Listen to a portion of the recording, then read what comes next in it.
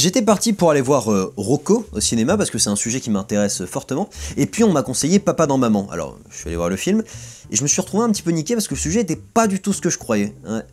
Parce qu'aujourd'hui nous parlons de Papa ou Maman 2 en 180 secondes. Réalisé par Martin Bourboulon et sorti le 7 décembre 2016, 2 ans après leur séparation houleuse, Vincent et Florence ont trouvé un équilibre de vie de famille qui va être bouleversé par les nouvelles relations respectives des deux divorcés. Alors voilà, j'ai essayé de vous faire un peu un synopsis de ce film. Le souci c'est qu'il n'y a pas de scénario, donc là je vous ai cité un des sketchs dont on a le droit au cours de ces 1h30, de ces très longues 1h30, parce que j'ai pas beaucoup aimé, j'aime pas ça, moi je trouvais que c'était naze de bout en bout. Le premier je l'avais trouvé bof, mais je trouvais que ça passait, parce que déjà on avait un certain bénéfice du doute, parce que déjà il y avait une vraie trame narrative, ce qu'on n'a pas dans ce second. La question c'était qui aura la garde des enfants, et puis qu'il y avait une nouveauté dans l'intention, c'était l'idée de traiter du divorce par l'humour noir, et ça me plaisait plutôt pas mal. Alors tout n'était pas parfait, mais le global se laissait voir de manière assez appréciable. Là non, là tout est nul, déjà parce que c'est un gros copier-coller du premier, mais vraiment, hein, dans toutes ses étapes. C'est-à-dire que Star Wars 7 il copier-coller le 4, mais pas autant. Et là c'est vraiment le même film, les mêmes étapes, on a même la même fin. C'est le même putain de schéma pendant 1h30, donc déjà c'est insupportable parce que je revois exactement le même film avec les mêmes vannes, avec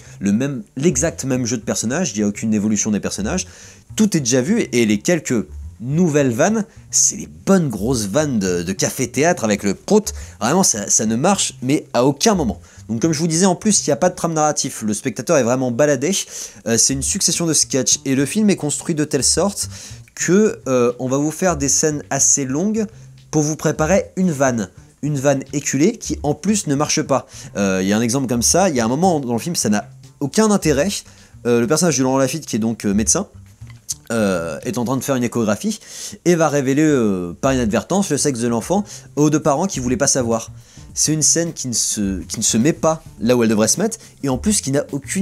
aucun intérêt narratif, et l'humour de la scène ne marche pas en plus, donc c'est à dire qu'on a pris du temps pour remplir ce film avec une scène qui n'a rien à voir, qui fait une vanne qui en plus ne marche pas, et c'est le gros souci du film, c'est à dire qu'il n'y a aucun parti pris ni narratif ni humoristique, c'est vraiment, on a l'impression qu'ils ont laissé les acteurs cabotiner. Alors il y en a certains qui le font bien, je trouve que Laurent Lafitte est très bon pour cabotiner, je trouve que Jonathan Cohen est aussi excellent, on le connaît pour ça, mais même eux, qui pourtant sont bons sur le concept, et ben ça marche pas parce que le personnage de Lafitte est éculé, et que le personnage de Cohen, et ben il a rien à jouer, il est pas du tout construit. Et à côté de ça, Marina Foïs, elle n'arrive pas du tout à cabotiner, je trouve que ça ne fonctionne pas, elle nous fait tout dans le même style d'humour, et son style d'humour c'est de ne pas articuler ses phrases, donc du coup, déjà, on n'entend pas, on ne comprend pas, et c'est pas drôle, c'est vraiment pas drôle, en tout cas, moi j'ai pas trouvé ça drôle.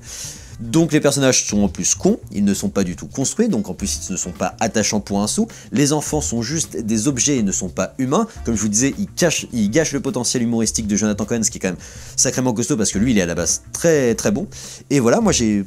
pas ri une seule fois en fait dans ce film, ce qui est un petit peu dommage pour une comédie qui en plus n'a aucune trame narrative. Top!